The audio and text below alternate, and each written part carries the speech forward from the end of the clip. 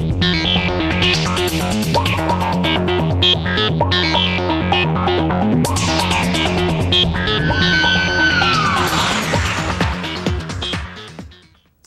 want to come back to something that's not quite so algebraic. I'll give your algebra just a break there for just a second. And I want to talk about greatest common divisors and least common multiples. Now, this is kind of a number theory idea, but it's a useful idea in that it helps us handle fractions.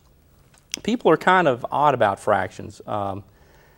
Even people who like math, and I have to say I'm kind of in this group, I avoid fractions like the plague because they're tedious to deal with. However, I prefer them in a lot of cases to decimal things. Okay, I'll give you an example of how fractions are nicer. Which is easier? Is it easier to deal with just the fraction 1/3, which is okay, or would you prefer to do something like this? A repeating decimal that goes on forever. Okay? Well, this is much more compact right here, a much more succinct way of doing it. Plus, if you cut this off at any point, you're rounding. It's an approximation. So, in that situation, this is better. Now, there is a way to do this with a bar over it that says, okay, this is the repeating part, keep going. But even that can be messy. If I look at a fraction like 1/7, and then I look at its decimal equivalent, okay, it starts repeating here, I think, at the 1. So this part repeats again. So, my point is that it's very tedious in some instances to deal with decimal fractions. It's much nicer just to deal with the fraction itself. If that denominator down there doesn't have all prime factors of 2's and 5's, then you cannot write that as a power of 10 in the denominator, and you're going to have a repeating decimal. So we need to know how to handle fractions. Of course, they pop up in all kinds of stuff that we do. They just require some skills that we don't need with the decimals. For example, to simplify fractions, we need to be able to calculate that greatest common factor of the numerator and denominator. And then if we're adding and subtracting, we get a common denominator. We get pieces of the same size. And that means that we need to really find the least common multiple of the two denominators. So what I want to talk to you about, I'm assuming that we're going to be dealing with fractions, that you need to be able to deal with fractions in whatever you do. So let's talk about some methods then for actually finding these things. The greatest common divisor, and I'm using some notation here that's pretty obvious, GCD, that's greatest common divisor of two numbers. Okay, now what I'm talking about is that's the largest counting number that I can divide into the two numbers, A and B, with no remainder. So clean division, if you will. And then if the biggest number that will divide into both is 1, then we say they're relatively prime. So, for example, if I'm dealing with this fraction, I want to simplify this fraction. I look at those two numbers and I say, okay, what's the greatest common divisor of those two numbers? And probably in your head you can calculate, 12 is the biggest number I can think of that would divide both. Okay?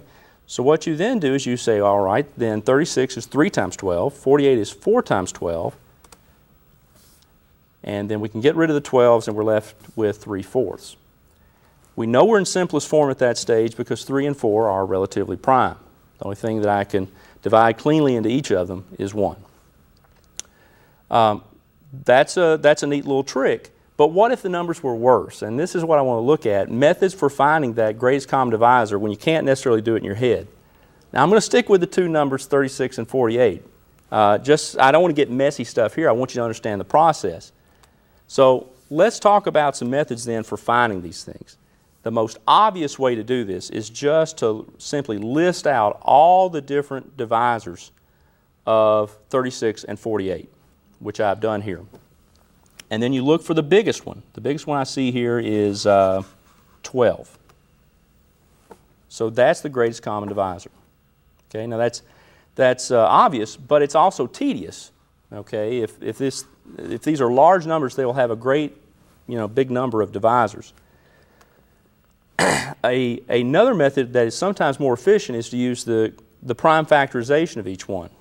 Write each number as a product of primes. 36, for example, is 4 times 9, which is 2 squared times 3 squared. And 48 is, you can go through and divide by all the 2's. You get 4 factors of 2, and you're left with a factor of 3. Okay, and that gives you 48.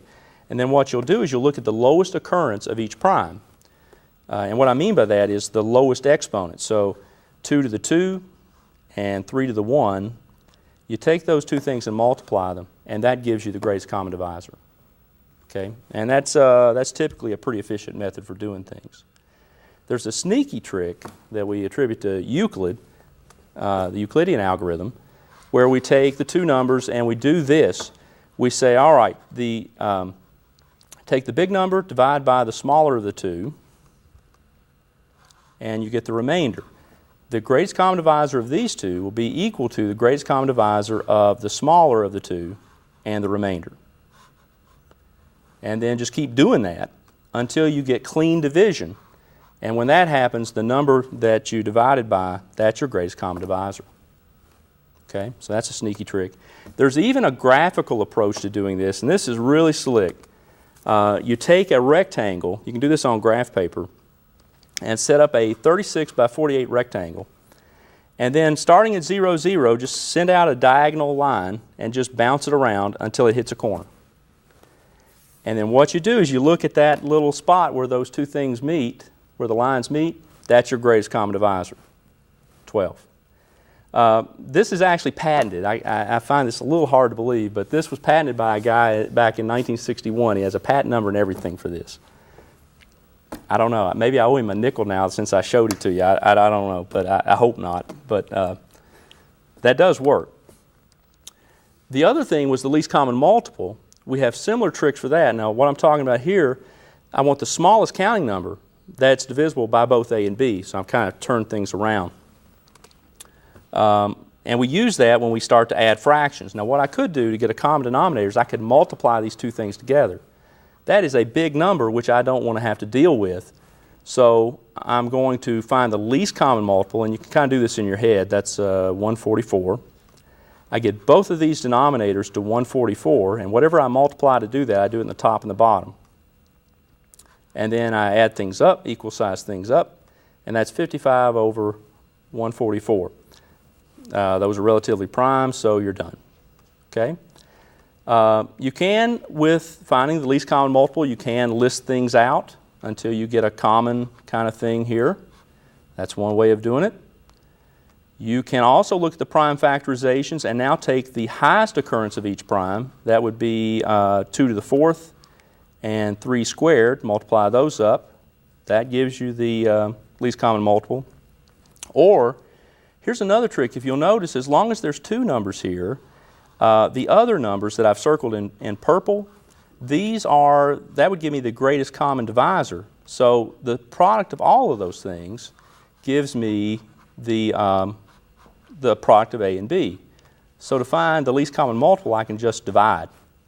Take this to the other side, divide by it. So in this case, I already know, and this is good if you already know the greatest common divisor. We already know that's 12, so then do your little division. 3 times 48, 144. Okay, those are some neat little tricks that would help you deal with fractions. I ran through them very quickly, so let me flash up some summary pages that will recap what we talked about.